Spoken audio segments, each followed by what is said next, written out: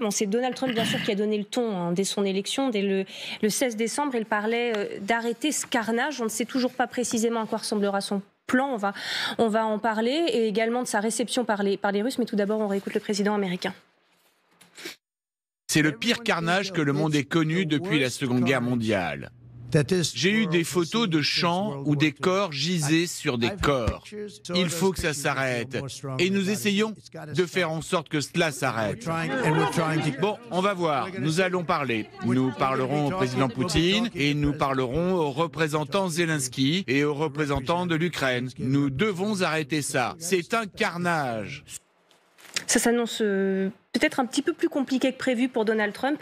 Emmanuel Véron, alors on va regarder les réactions des Russes pour l'instant. On est dans une négociation, les prémices d'une négociation, donc bien évidemment tout n'est pas à prendre au pied de la lettre, mais tout d'abord on avait cette déclaration de Sergueï Lavrov qui se disait absolument pas intéressé. Alors ça c'est une déclaration qu'on va revoir, qui est celle de l'ambassadeur russe auprès des Nations Unies, Vassili Nebenza.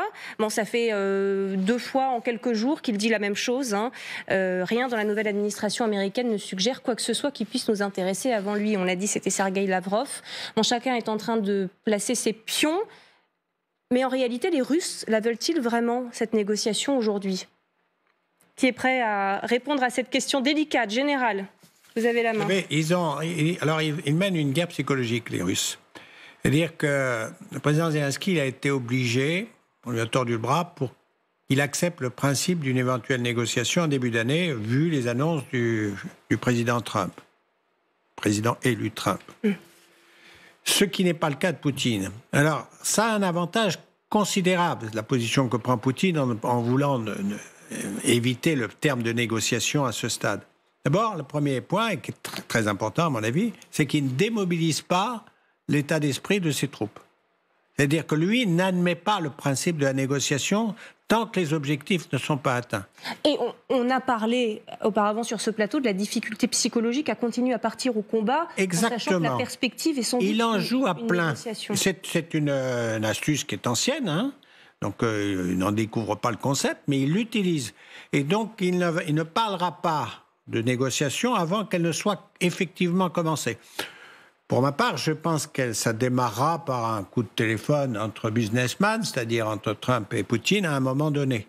Et c'est comme ça que ça démarrera. Et donc, il n'annoncera rien de négociation et à mon avis, on ne parlera pas initialement de négociation entre la Russie et l'Ukraine. Pour lui, c'est inacceptable. Par contre, parler avec le président Trump d'un cessez-le-feu, ça paraît beaucoup plus raisonnable.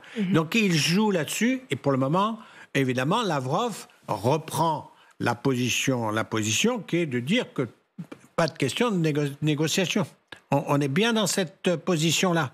Ça ne veut pas dire qu'il en refuse le principe, mais il n'en parle pas. On est dans un jeu psychologique. Bon, on disait aussi que Donald Trump voulait la paix en 24 heures parce que c'était une déclaration qu'il avait faite à un moment. Cette guerre s'arrêtera si je suis élu en une journée à peine.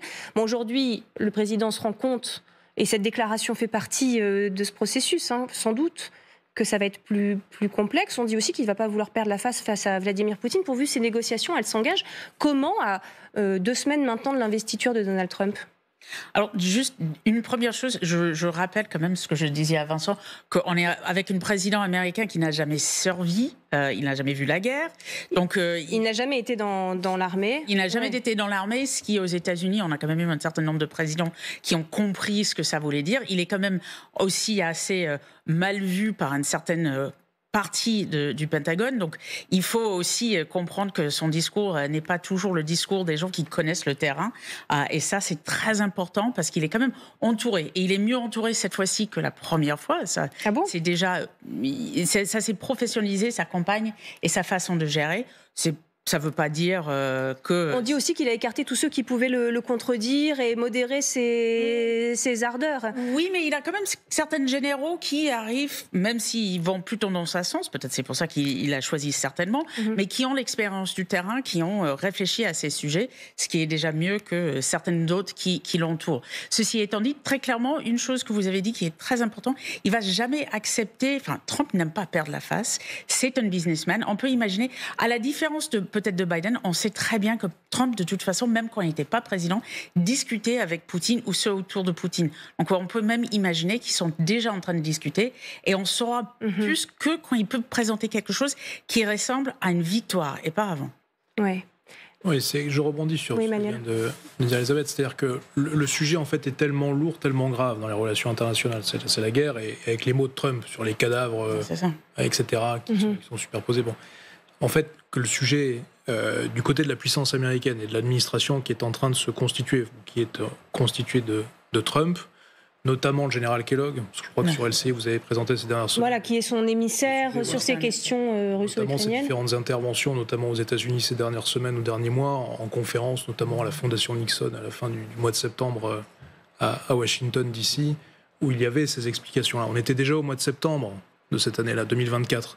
Donc le sujet est tellement lourd, tellement grave, tellement important, d'un point de vue sécurité aux États-Unis, d'un point de vue de sécurité en Europe, d'un point de vue géopolitique en Russie, et je pèse mes mots, en sécurité géopolitique à chaque fois, qu'il est évident qu'il y a des discussions en coulisses, par différents canaux, avec différentes personnes, mais qu'à ce stade, il n'y a pas une visibilité nette, ni côté Washington, ni côté Moscou, et ni côté d'ailleurs Kiev, ou encore moins Bruxelles, ou je ne sais quoi, ou même du côté de Pékin d'ailleurs. En revanche, ce qui est important, c'est de bien comprendre qu'il y a ces canaux qui sont ouverts, qu'il y a comment dirais-je, on tâte un petit peu l'ambiance, le terrain, on sent l'atmosphère, on sent la température, etc.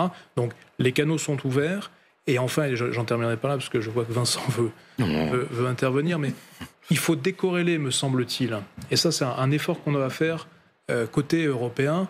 Les sorties de Trump, ses tweets et autres, c'est-à-dire en quelques mots, de la réalité de l'exercice politique étrangère, de diplomatie. Il faut absolument décorréler ça et ne pas tomber dans un piège qui serait de dire « Oh là là, c'est Trump, c'est imprésentable, etc. » C'est sa façon à lui, comme les Russes ont leur façon. Il y a le décorum, il y a le paravent, il y a l'image, naturellement, qui peut-être participe de l'ensemble, mais derrière, il y a une machine qui est autrement plus sophistiquée que ça. Vincent, le mot de la fin. Non, Emmanuel m'a enlevé les mots de la bouche. Effectivement, il tâte le terrain avec un certain nombre de personnalités dont on n'entend pas parler, notamment un certain Eric Prince, qui est l'ancien patron de Blackwater, la société de mercenaires, qui connaît très bien les Russes puisqu'il a travaillé avec Wagner et qui est un des conseillers en sécurité de Mohamed Ben Zayed aux Émirats Arabes Unis et qui est certainement une des personnes qui en ce moment parle avec les Russes de manière à ce que Trump ne soit pas humilié le 21 ou le 22 janvier et reçoive une gifle monumentale de la part de Poutine sur un accord ou sur un plan de paix qui serait présenté